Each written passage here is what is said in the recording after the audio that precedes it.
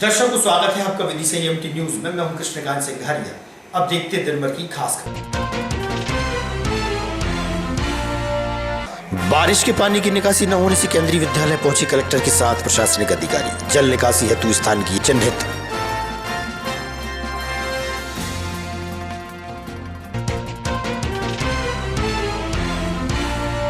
बिजली न मिलने से हैरान परेशान ग्रामीण आए जिला मुख्यालय। ग्रामीणों ने प्रशासन से की बिजली की मांग।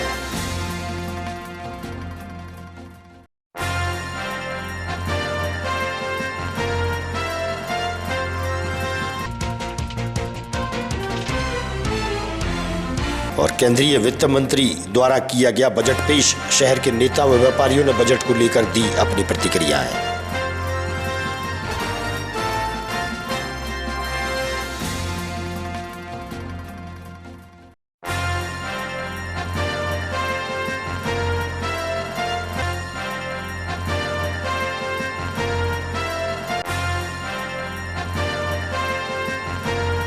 अब खबर विस्तार से। पिछले 2-3 दिन से रुक रुक कर हो रही बारिश की वजह से शहर के कई इलाकों में पानी भरने की समस्याएं पैदा हो रही हैं। कुछ जगह तो ऐसी हैं कि 2 दिन की बारिश के बाद भी जल निकासी नहीं हो रही। इसी के चलते केंद्रीय विद्यालय में सोमवार को छुट्टी भी घोषित कर दी गई थी। पानी की निकासी व्यवस्था ठीक न होने से और ज़्यादा बारिश होने की वजह से हालात ठीक नहीं हैं।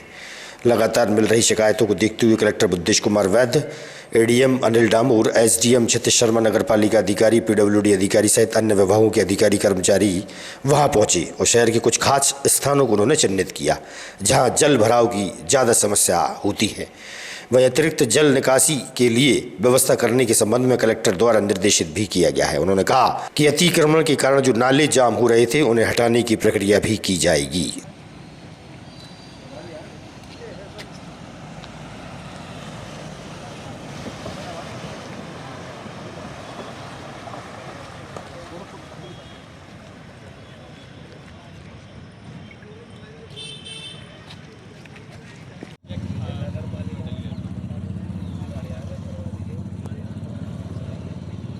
क्या समझ रहे थे? ट्रेन चल रही है, सिग्नल हो रही है, रिजर्वेशन उससे हो रहा है, टीआरडी वाली केबल रहती है जो लाइन। क्षेत्रों में आपने दौरा किया है जब बरसात का पानी भरा गया तो क्या डिसीजन लिया है सर? किस तरीके से अपन पानी की निकासी के लिए प्रयास कर रहे हैं? विदिशा शहर में जहाँ कहीं भी जल भराव की प्रारंभिक रूप से शिकायतें प्राप्त हुई हैं, अभी तेज बारिश होना शुरू हुई है। इसे दृष्टिगत रखते हुए आज मैं अपने पूरे साथी अधिकारी है नगर पालिका के हम सब लोग मिलकर के उसको देख रहे हैं और यथासंभव कहीं भी वाटर लॉगिंग ना हो, पानी की आसानी से व्यवस्था करें। सर अभी केंद्रीय विद्यालय में जो पानी भरा हुआ है उसके लिए सर अपन ने क्या विकल्प निकाला सर? एक वैकल्पिक मार्ग अभी बच्चों के लिए हम वहाँ से हम तैयार कर रहे हैं और जहाँ अभी पानी इकट्ठा हो रहा है वहाँ पर भी कुछ सिविल वर्क कराएंगे ताकि वो जो उनका स्थायी रास्ता है। निकल मोबाइल शहर में स्थिति आपको 2 जगह काट दो नालों को लेकर सफाई के भी मैंने निर्देश दिए हैं। जहाँ कहीं भी बहुत ज़्यादा कचरे की वजह से पानी रुक रहा है, ठहर रहा है, वहाँ पर भी काम करा दें। केंद्रीय विद्यालय जो है पीएम स्कूल है, इसमें जो पानी भरा रहा है इसके लिए बरसात में क्या इंतजाम करने की प्रयास किया गया? डीएम साहब आए थे।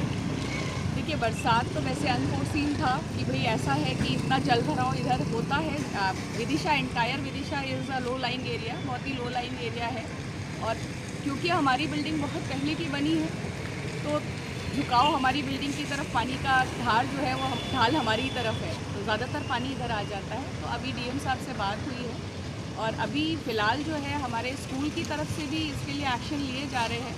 हम एक ऑल्टरनेटिव पाथवे के लिए ऑलरेडी सीपीडब्ल्यूडी से एस्टिमेट्स कॉल कर चुके हैं तो may be by next year और सो शायद हमारे पास यहाँ पर एक ऑल्टरनेटिव पाथवे बच्चों की एंट्री के लिए आ ही जाना है।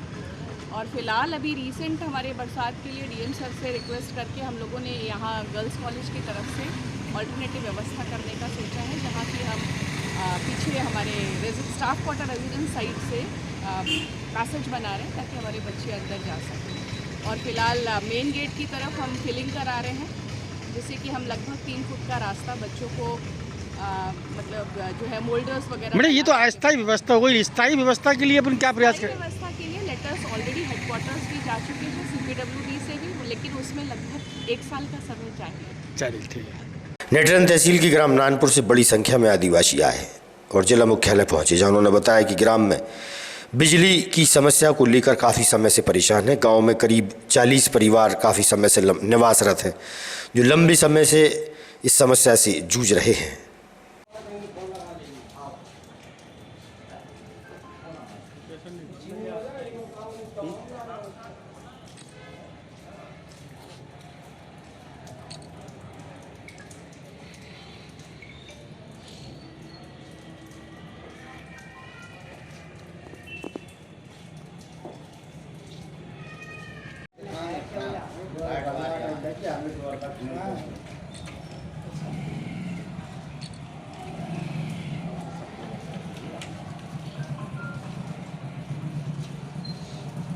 विदिशा तहसील की ग्राम दुलई से एक महिला जिला मुख्यालय पहुंची, जहां उसने बताया कि उसकी नाबालिग बेटी को 3-4 माह पूर्व विजय मीणा नामक युवक भगा कर ले गया था। 4 महीने से वह परेशान चल रही है, लेकिन किसी प्रकार की कोई सुनवाई नहीं हो रही।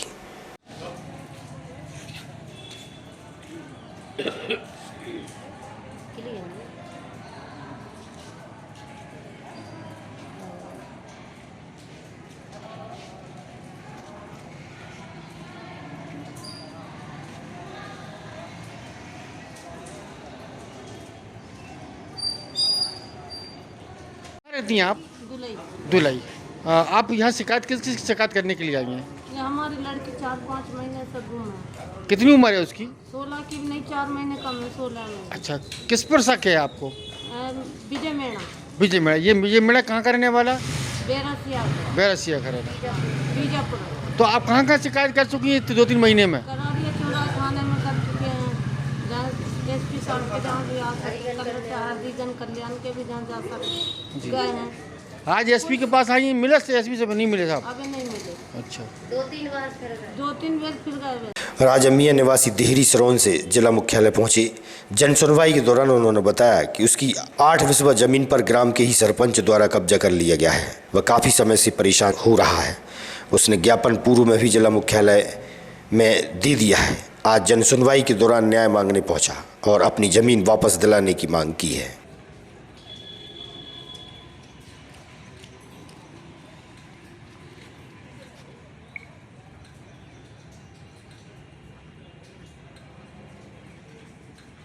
आपका? राजा मियाँ कहाँ रहते हैं आप? देरी कौन सी तहसील में आती है? श्रोण तहसील में। आज काय के लिए आवेदन करने आए? आवेदन करने आए थे, हमारी कोई सुनवाई नहीं हो रही। तहसीलदार और पटवारी मिले हुए हैं उससे। कौन से मिले हुए हैं? सरपंच माजे से। नहीं, किस तरीके की सुनवाई नहीं हो रही? क्या पूरा मामला है? पूरा मामला ये है, मेरी जमीन पे जबरदस्ती कब्जा कर रहा है। कौन कर रहा है? माजे सरपंच। कितने बीघे जमीन है? 8 आरे कुछ बिस्बे है। अच्छा, कब से परेशान कर रहा है आपको? आज 6 साल हो गए मुझे। 6 साल से। तो आप जितनी जमीन आपके नाम ही है? मेरे नाम ही है। आप? अच्छा, तो यहाँ शिकायत कितनी बार कर चुके आप? 1 बार कर चुके। कहाँ कर चुके? और ADO साहब को, कलेक्टर का ना, और SP का ना। प्रत्येक मंगलवार को होने वाली जन सुनवाई के दौरान कलेक्टर बुद्धेश कुमार वैद्य सहित अन्य प्रशासनिक अधिकारियों द्वारा लोगों की समस्याओं को सुनकर निराकृत किया गया। बड़ी संख्या में दूर दराज से अपनी समस्याओं को लेकर फरियादी पहुंचे थे। रायपुर बस्ती में रहने वाली महिलाओं ने सड़क पर ही धान लगाने का प्रयास किया। उन्होंने बताया कि लंबे समय से उनकी सड़क नहीं बन रही है। बरसात में कीचड़ और गंदगी से काफ़ी परेशान हैं, नरकीय जीवन जीने को मजबूर हैं। उन्होंने सड़क पर ही पौधे रोपने का कार्य किया। कौन सा वार्ड है? भूरीबाई नाम है और रायपुरा 10 नंबर वार्ड है। आपने जो रोड पे धान लगाई है, किस वजह से लगाई है? धान इस वजह से लगाई है कि नगर पालिका वाले रोड डलवा दे, ध्यान नहीं दे पा रहा। हम शिकायत हर बार करते हैं। कितने दिन से रोड नहीं बनी है? सर हो गए 10-12 साल। क्या क्या परेशानी आती है यहाँ पे? चैम्बर बंद है और कीचड़ हो रही, निकल नहीं पाते हैं। और क्या परेशानी, बच्चे मच्छर काटते हैं, बच्चे स्कूल नहीं निकल पाते हैं। मेरा नाम पूजा पंथी है, रायपुरा नई बस्ती से, वार्ड नंबर 10। क्या बात है, आप धान लगा रही हैं? धान इसलिए लगा रहे हैं रोड पे क्योंकि नगर पालिका से बहुत शिकायत भी की है कि रोड डले, तो इस कारण से धान की नगर पालिका का इस पे ध्यान जाए तो जल्द से जल्द रोड बनने की कोशिश की जाए।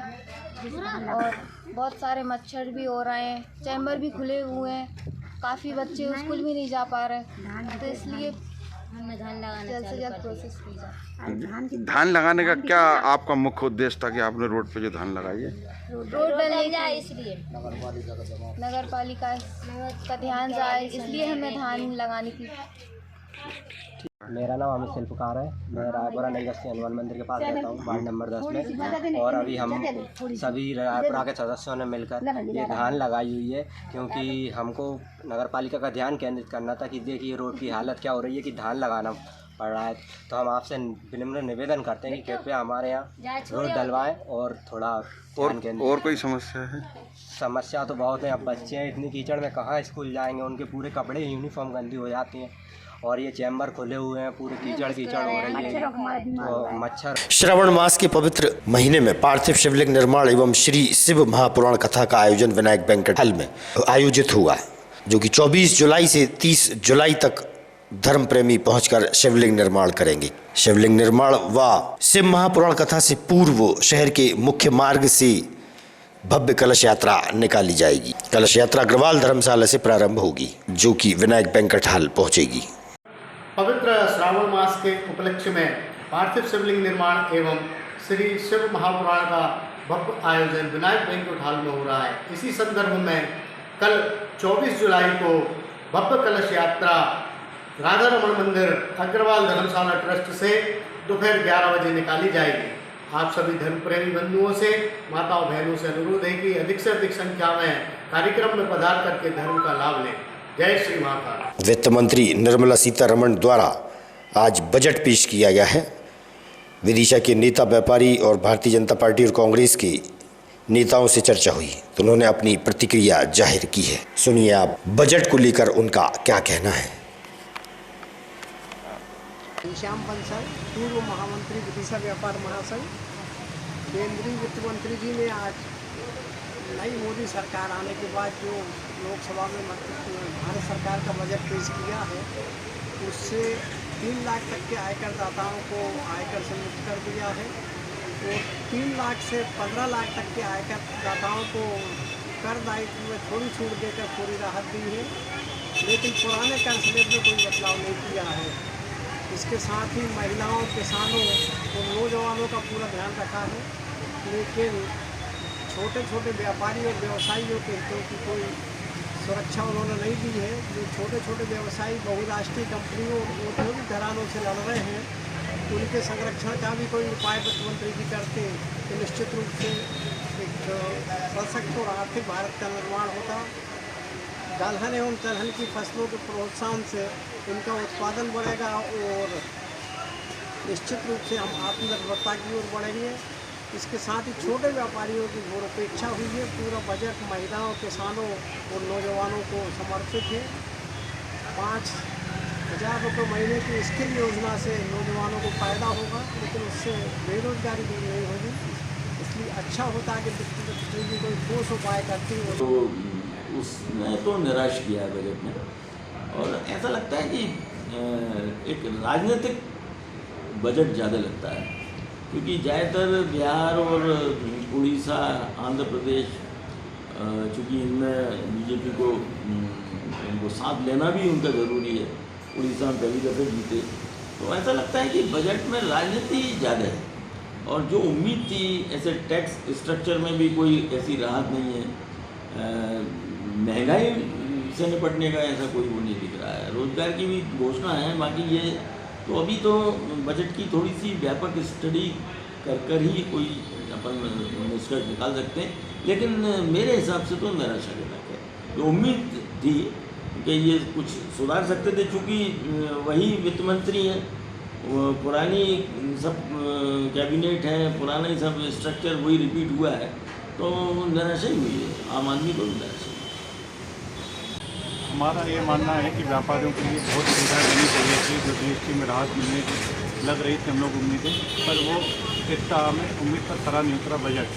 जिस हिसाब से व्यापारियों को, लघु उद्योगों के लिए बजट ज़्यादा देना चाहिए था, उस हिसाब से बजट नहीं दिया गया है। क्योंकि आज उद्यमी रोजगार बढ़ाने के लिए, उद्यम के लिए बहुत ही उनको बहुत अच्छा स्कोप देना चाहिए था, बजट देना चाहिए था, जिससे कि व्यापारी हित में कार्य होगा। आज सबसे बड़ा सेक्टर है रोजगार। उद्योग लगेंगे तो रोजगार बढ़ेगा, तो भी रोजगार को फोकस देना चाहिए था, सब्सिडी और बढ़ानी चाहिए थी व्यापारी। मोहित रघुवंशी, जिला कांग्रेस कमेटी अध्यक्ष विदिशा। सीतारमण जी ने आज मोदी सरकार के 10 वर्ष के बाद में पहला बजट जो चुनाव 2024 का जीते हैं, पहला बजट था। इसमें पूरा किसान, युवा, महिला सबको निराश किया हुआ है। महंगाई को दरकिनार करते हुए ये बजट रखा गया है। महंगाई चरम सीमा पर है। किसानों के जो सामग्री है उस पर भी कोई टैक्स में राहत नहीं दी गई। कर्ज माफ़ी जिस तरीके से पिछले कार्यकाल में हमने देखा था कि व्यापारिक लोगों का मोदी सरकार ने कर्ज माफ़ किया था, परंतु जिस तरीके से कांग्रेस पार्टी में मनमोहन सिंह जी की सरकार थी, उन्होंने 72,000 करोड़ का कर्ज माफ़ करके किसानों को एक मुख्य धारा में लाए थे। हम मोदी जी से भी यही मांग करते हैं कि आप अपने बजट में किसानों का मुद्दा रखिए, क्योंकि ये देश किसानों का देश है और किसानों की खेती से ही पूरा देश चलता है। महंगाई पर भी आपको लगाम लगाना चाहिए। जिस तरीके से महंगाई चरम सीमा पर जा रही है, आप महंगाई पर लगाम लगाइए और बजट में ऐसा कोई भी वो नहीं रखा जिससे कि आम आदमी को राहत मिले। जैसे हुए आज केंद्र सरकार के द्वारा जो बजट पेश किया गया उसके बारे में क्या प्रतिक्रिया है? मैं राजेश जैन, प्रदेश अध्यक्ष भारतीय उद्योग व्यापार मंडल मध्य प्रदेश। आज मोदी सरकार का लगातार 11वां बजट माननीय वित्त मंत्री सीतारमण जी ने पेश किया। इसमें व्यापारियों के लिए सबसे राहत की बात है कि पहले जो 10 लाख रुपए का मुद्दा लोन मिलता था, अब वह सीधा 20 लाख रुपए डबल कर दिया गया है। साथ ही साथ स्लैब में भी बदलाव करें। इनकम टैक्स स्लैब में पहले जो 6 लाख पे 5% लगता था, अब 7 लाख पे 5% लगेगा। पहले 9 लाख पे 10% देना पड़ता था, 10 लाख पे 10% देना पड़ेगा। सोने चांदी पर 6% एक्स्ट्रा ड्यूटी घटाने से उपभोक्ताओं को लाभ होगा और साथ ही साथ व्यवसाय बढ़ेगा। Solar panel, mobile charger, petrol, इस पर एक्साइज ड्यूटी कम करी है, जिससे कि सीधा सभी वर्गों के लोगों को लाभ मिलेगा। सोलर पैनल पे भी कैंसर पे भी एक्साइज ड्यूटी खत्म ही कर दी गई है, तो इन मरीजों को सीधा बहुत लाभ मिलेगा। युवाओं के लिए, महिलाओं के लिए 2000 करोड़ का रोजगार के लिए प्रावधान रखा गया है। साथ ही साथ शिक्षा लोन पे 10 लाख तक पे 3% ब्याज केंद्र सरकार देगी, जिससे कि हमारे बच्चे, युवा लोग पढ़ लिख कर आगे बढ़े। आज की खबरों को देते हैं पर विराम। आगामी खबरों के लिए आप देखते रहिएगा विदिशा EMT न्यूज़। नमस्कार।